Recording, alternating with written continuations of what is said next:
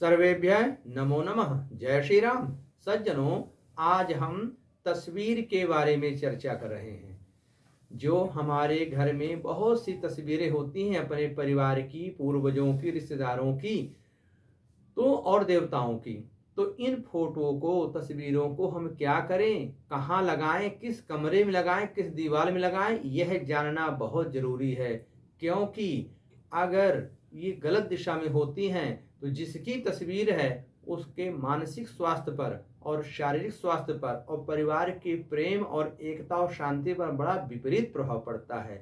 इसलिए हमें ध्यान रखना चाहिए कि फोटो की उचित दिशा क्या है। वास्तु शास्त्र के अनुसार भी इसका बहुत बृहद विवेचन है और अन्य ग्रंथों में भी इसका बहुत सुंदर विवरण है। इसलिए हम इस पर विशेष रूप से चर्चा करेंगे और इसका लाभ उठाएंगे। सबसे पहले बात करते हैं मृत पुरुषों की फोटो।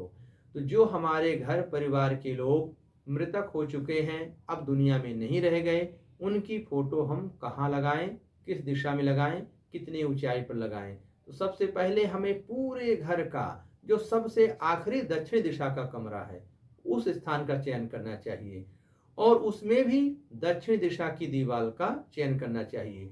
मृत जनों की फोटो केवल और केवल दक्षिण दिशा की दीवार में लगानी चाहिए। लगाते समय उनका मुख उत्तर दिशा को हो जाता है, क्योंकि पितृलोक की दिशा दक्षिण दिशा में है और मृतक को भी दक्षिण दिशा करके तरफ पैर करके उनका दाह संस्कार भी होता है, क्योंकि उनको उधर जाना है, उधर वो जा चुके हैं, यह भाव हो जाता है।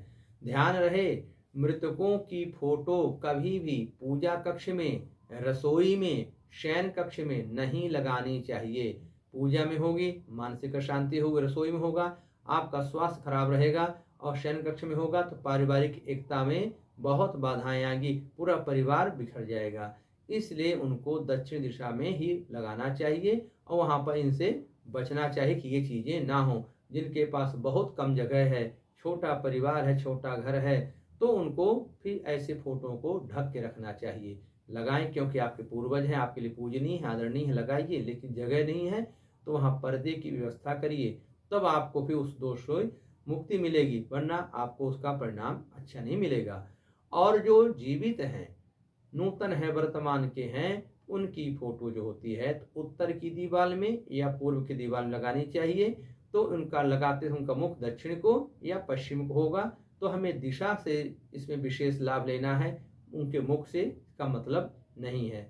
और देवताओं का मुख तो जगत विदित है कि देवताओं का मुख या तो पश्चिम को रखना है या दक्षिण को, क्योंकि हम जो पूजा करते हैं तो हमारा मुख पूरब को होना चाहिए और या व्यवस्था नहीं है तो उत्तर को। इसलिए देवताओं का तो निश्चित है कि हमें पूर्व के कोने में यानी ईशान कोण या उत्तर का कोना, वो भी ईशान कोण हो गया, वहां पे रख करके वहीं पूजन करना चाहिए।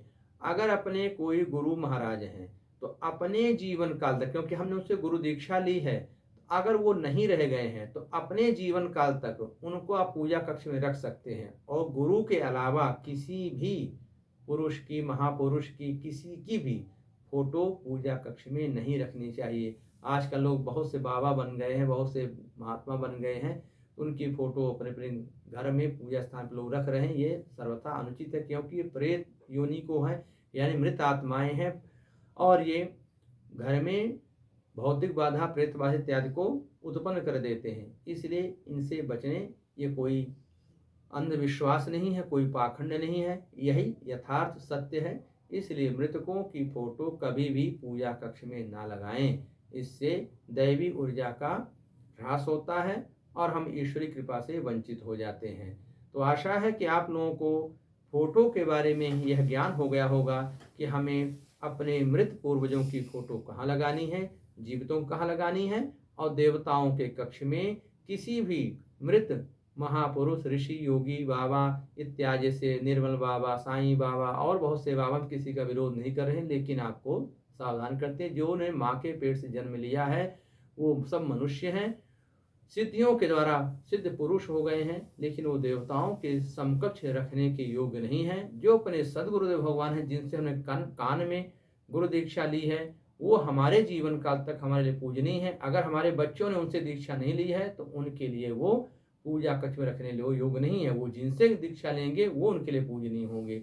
इस बात का विशेष ध्यान रखें और फोटो के माध्यम से भी अपने घर में सुख शांति, मानसिक शांति को प्राप्त करें। अगले वीडियो में कुछ नई बातें लेकर के आएंगे। आपका जीवन मंगलमय हो। जय श्री राम।